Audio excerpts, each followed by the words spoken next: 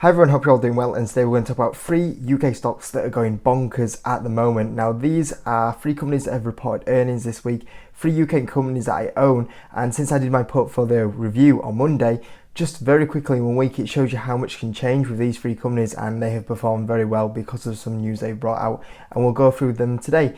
Normally I don't really kind of do this when a company has a bit of a jump in share price, but because it was three companies I own, three companies that have been maybe a little bit flat at the moment, well apart from one of them, I thought, you know what, it'd be actually really good to kind of do a quick recap on these three UK companies and what's kind of happened with them and what's going on with the share price. So yeah, if you could hit the like button, if you're new, subscribe. If you do own one of these stocks, let me know in the comment section, because I'm sure you're pretty happy with the jumps they've had in share price recently, and we'll go through them. So number one is Hotel Chocolate. Now I know this kind of got to a point where people eventually were getting, Jacob, stop talk about Hotel Chocolate, and I thought, okay, fair enough, I've talked about it a lot.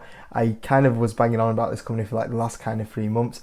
It was always on my free UK stocks to buy, and you can see here, like I kind of started buying earlier this year. I can't even remember the exact date, but you can see it's been pretty much flat this year, and in fact I was a little bit down on this position, but over the last kind of few days you'll see that we've had a pretty decent run up in Hotel Chocolate, and now I'm about 20% up on this position, which is pretty good. You know, if I could make 20% on this stock every year, I'll be so happy. So yeah, it's so far going quite well for this company, but especially as of yesterday, you'll see that the share price had a very good run. We were up 11% yesterday, so a very good run of Hotel Chocolate. And once again, it just kind of shows, you know, there's that kind of period of time where, you know, you go through a 6-month period of the stock kind of not doing anything. What do you know? Very quickly it changes and it shoots up, and that's the stock market here. Unpredictable on the way down. You know, things can move down a lot quicker than what you think, and out of nowhere stocks can move up and rotate quicker than you think. Now we don't know if this is Hotel Chocolate about to go on a crazy run.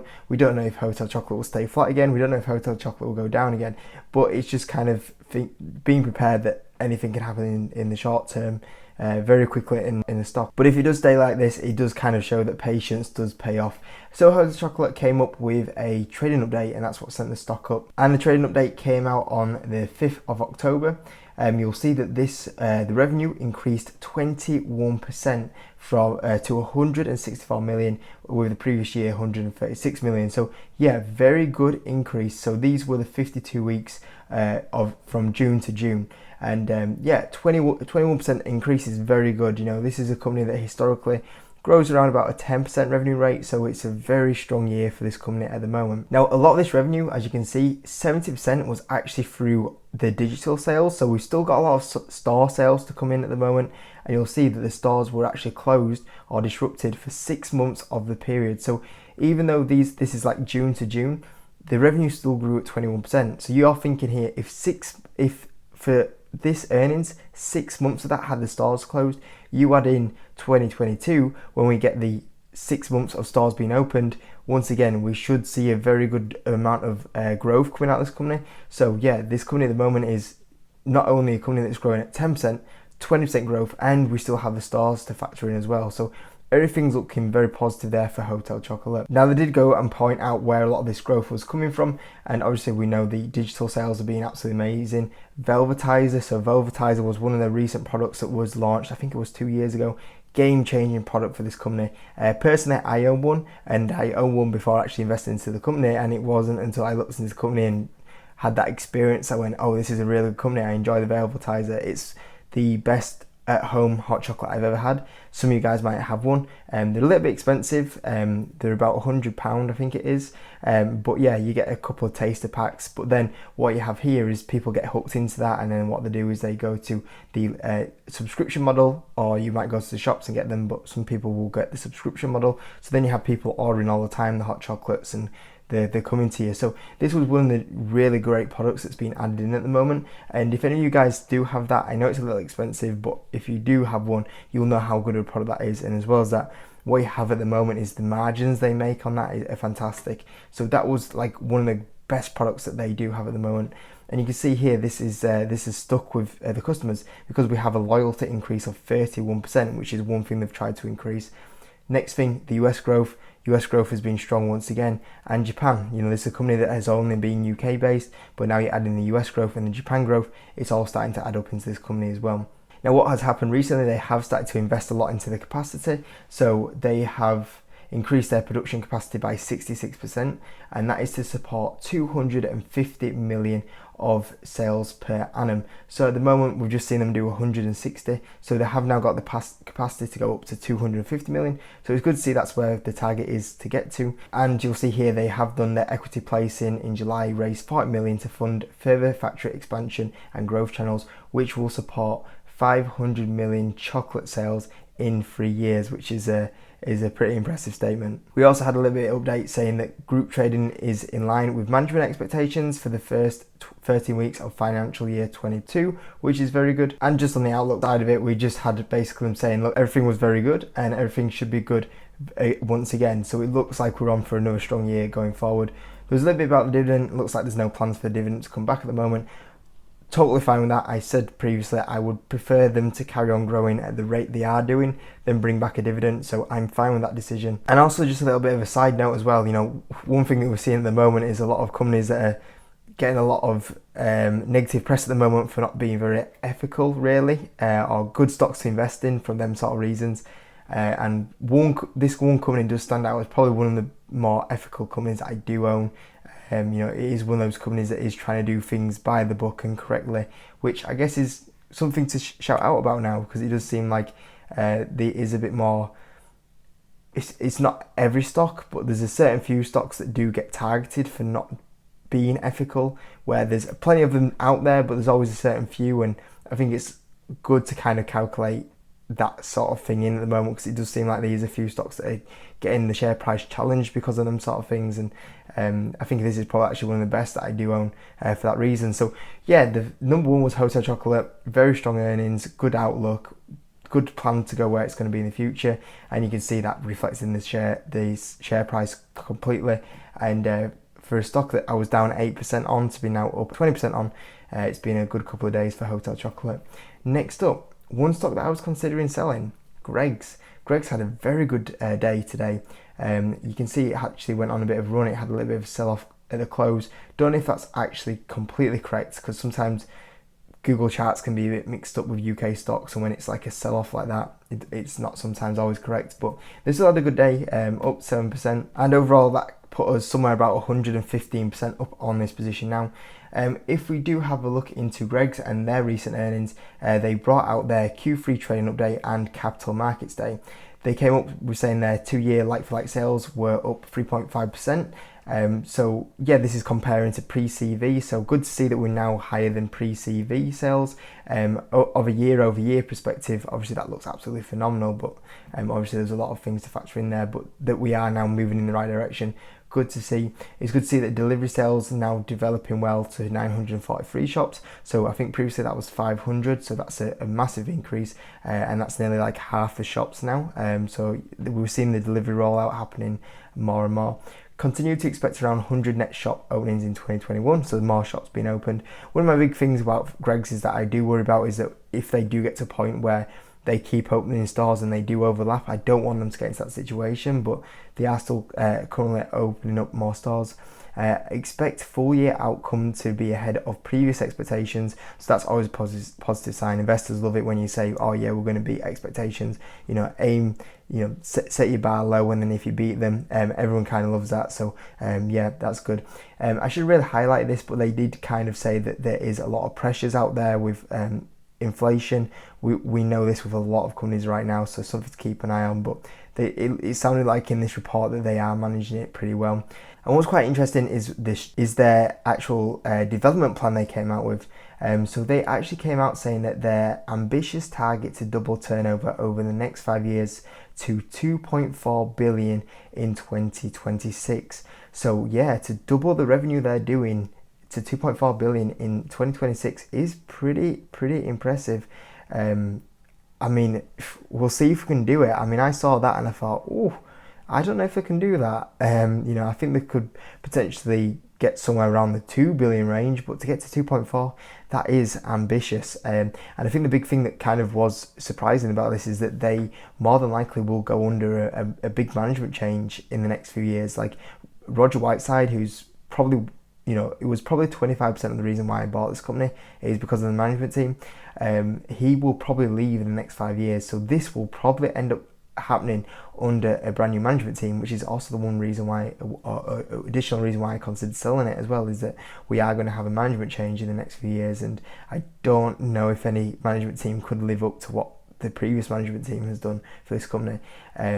So yeah, it's good to see that they are kind of setting ambitious targets out, but it's also worth considering that this will probably be under a new management team. But yeah, if they hit it, absolutely phenomenal. Planning to accelerate rate of net shop opening growth to 150 per year from 2022, with the potential for at least 3,000 shops. So to go from 2,000 to 3,000 would be a massive expansion. Like I said, my little worry is that if they ever do get to the point where they overlap stores, we'll see. That's one of my little worries that I do have with Greggs. But 150 per year is a huge amount.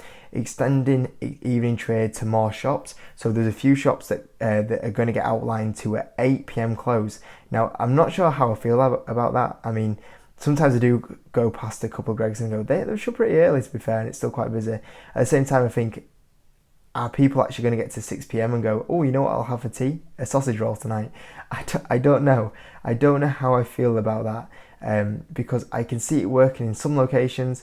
In some locations, though, yeah, I think it's not, obviously it's not going to be every shop, but yeah, it'll be interesting to see if that works or not. Carry on expanding their online delivery channel, so that's obviously Deliveroo. Obviously they got 900 stores.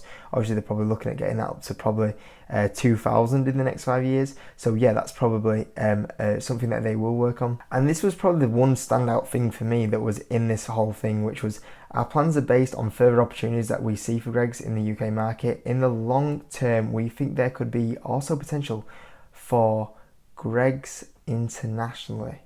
We are conducting some very early analysis to help better understand the possible opportunity. So that was a very big statement with only just like a little paragraph. Now, I've actually not listened to the full event yet, so there might be some more information on there. I don't know if any of you guys have listened to the event on there. If you have, let me know in the comment section if there's more detail on that. But yeah, that was actually really surprising. I've always said for a while, like, Greggs will never be an international company. And then this statement comes in, I'm like, hold on, this is a game changer. Because my worry is that it's just a UK-based company, you start overlapping stores. But if we start talking about Greggs is successful internationally, we have like a hotel chocolate on our hands here, where you go from a UK company to having amazing growth in Japan and US. Obviously, Greggs would probably, I don't know where they would potentially look to go after the UK first, but that's a game changer. That is a game changer. So that one paragraph kind of like made me go, whoa, is it time to sell Greggs? It's taken me a while to kind of like fully process it in. I still haven't processed it now, because the thing is, it's just so strange that they've kind of gone, we're really on looking at internationally. Like, it's not like, oh yeah, we're going to open up our first international store in this year, or this is our plan to go international. Like, there's not much detail on it. It's like they've kind of only kind of got thought about it like the last kind of few weeks, and they thought, yeah, let's just stick it in our investor relations. There's not much detail around it just yet, which I understand at the same time, but it'd be good to kind of know what the kind of game plan is. And I don't know, is it just kind of see how the market reacts to it and stuff like that? So yeah, I would love to know a bit more detail on that. It might be on the event, I'm not listening to it, but yeah, bit of a game-changing statement from Greggs. So it's something to keep out of, see how that develops in the kind of next kind of couple of months, I guess, really. So yeah, kind of throws it up in the air a little bit if I do sell Greggs, because I've said before, obviously I'm up over 115%, I think it is on this one right now. I look at the valuation, it is a little bit high. Dividends coming back though, I don't know. We'll see what happens. But overall, still very happy with it. And the next one, KBox. This wasn't actually yesterday, it was Monday. KBox had a very good Monday. The stock was up 14%, and once again up about 20% on this one again right now. A little bit high valuation, but once we kind of get back to normality, that number will kind of calm down a little bit, but still a very good stock, paying a little bit of a dividend. And then once again, these guys came out with earnings. Their earnings were the half-year trading update for the 6 months until September 2021. And total revenues for the period were 16.4 million, an increase of 91%. 91%, really good. An increase of 50% compared to the same 4 months last year, which excludes the impact of March 2020 lockdown. So that's something to take into consideration. They are kind of showing off with easy CV numbers to beat. But even without that, on a comparison of the 4 months we've been open, it's still a 50% beat, which is very impressive. What was very good was the online delivery sales. So very much like a Greggs, for example, you'll see that their online sales increased 35%. Good to see that still going, because I thought when stores start opening back up, maybe that slows down, but it's still going pretty strong, which is great. The group opened 20 new franchise stores, excluding kiosk openings, with a total number of stores at 30th of September 2021 being 174 compared to 139. So look at that, that's some rapid store opening here, and then some of the locations they opened up. And there is also deposits at the moment for 62 stores. So if you had 62 on at the moment to what we have now, that will put us around about 240ish. So yeah, if we kind of get them in the next kind of year, we're going to see around about a 139 to a 240 to 240 stores increase over a 2-year period, which is a massive amount. And also we've got an update. The ongoing trial of kiosks with major supermarket chain has also expanded, with 2 new kiosks open, taking the total number of supermarket kiosks to 7. So that's very good, just to hear that that is going very well and that can carry on getting expanded. Seems like it's going well, so that's another thing that might help us going forward. So yeah, overall everything in KBox going fine. Obviously that's reflected in the share price. A little bit gutted because I did want to build this into a bit more of a bigger position, like the hotel chocolate position that I do have. So yeah, we'll see what goes on from here. You never know, it might come back down, but yeah, it's financially performing very well at the moment with some very good earnings. And yeah, the more these guys open those franchise stores, the more that'll show in the profit and revenue as well. So yeah, 3 of my UK companies absolutely smashing it right there. And yeah, I wasn't really going to make a video on them in particular when it's one in particular stock, but because there was 3 that have gone absolutely bonkers this week, thought it was worth a video. So yeah, congratulations if you hold any of them companies, and really good financials, and good to see actual good financials getting the reflection in the share price. Quite recently we've had some companies that have done good financials and it comes out and the share price just like falls off a cliff. So yeah, good to see a bit of normality coming back. Anyway, so hope it was useful. Hit the like button and I'll see you next video.